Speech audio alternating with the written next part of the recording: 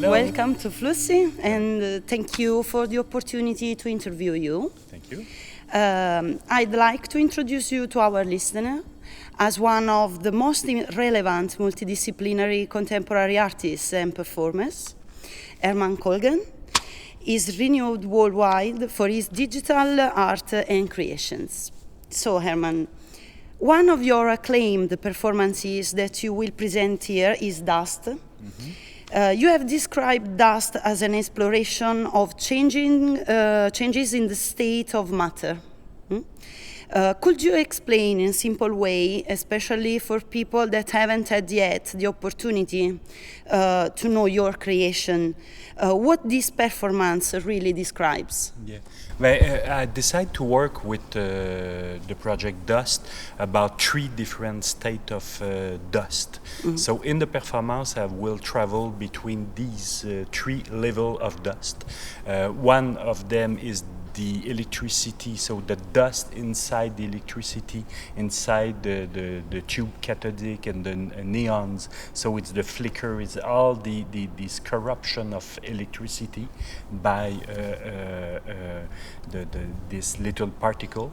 The second state, I wanted to create or to push the audience in another perception of dust. So I construct in my laboratory a very, very large scale table with a lot of dust. So I asked to a lot of my friends to bring their Electrolux bag, and I create a landscape of dust. And on this table, I use air compressor to move and to create turbulence, turbulence, air turbulence of dust, and under the table with a hydraulic punch to make some kind of levitation.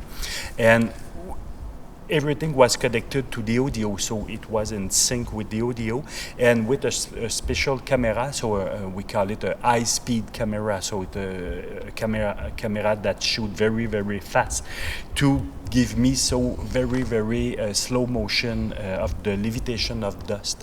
And what I wanted to create it is to have maybe a 1 centimeter of dust and make it like a 1 kilometer of dust on the screen, to break this perception.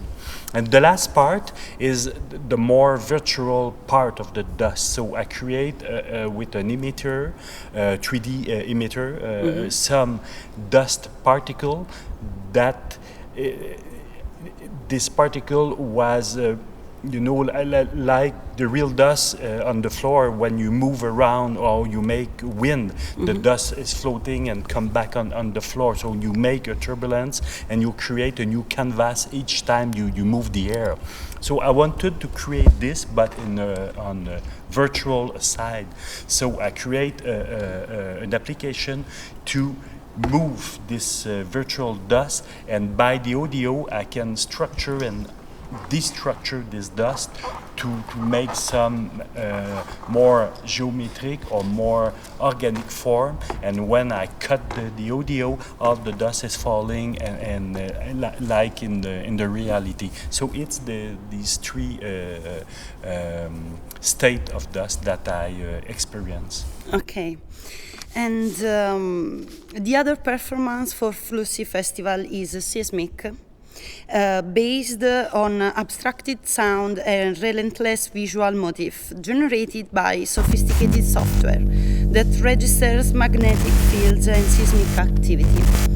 How did you render the invisible visible?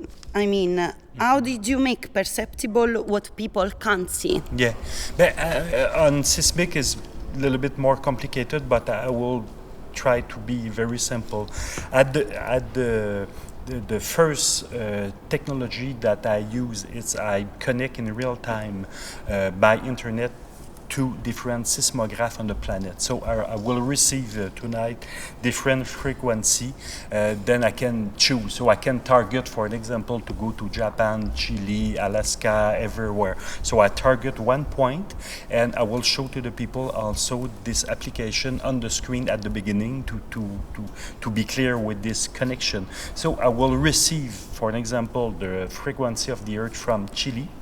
I will put on the sound system this frequency to make the theater shaking. So after that, this architecture will shake and the audience will feel it, the frequency from this location. And on the stage I have also a geophone, so I will analyze in real time also the frequency of the building, and I will make a kind of feedback between Chile or Japan and Avellino.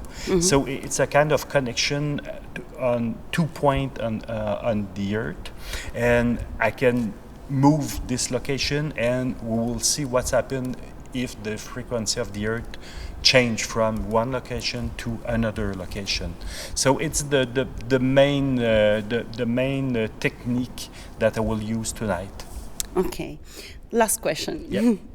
I think that your creation could be part of bioart. What is the future of bioart and what we will expect from it? Oh, it's a very large question, and I'm not sure I'm necessarily an expert in this field. But for sure, now the technology help us to go very more further in the term of the. I can explain, to go inside the human body or the animal or the plants. We can analyze the macro, the macro specific thing, and